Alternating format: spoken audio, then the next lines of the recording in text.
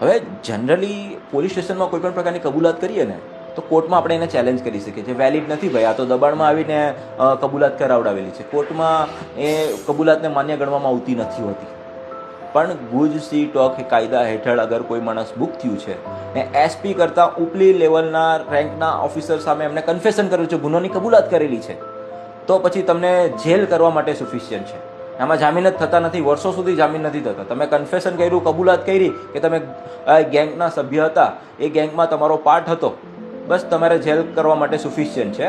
તમને એમાં એ કન્ફેશનને પણ એક પુરાવા તરીકે કોર્ટ માન્ય રાખશે ને એમાં આગળ વધે. જામીન કરવા માટે તમે ક્યાં જશો? બધી તપાસ તો બધી ખાનગી રાહે થતી હોય છે, એવિડન્સ બધા સીલ પેક હોય છે.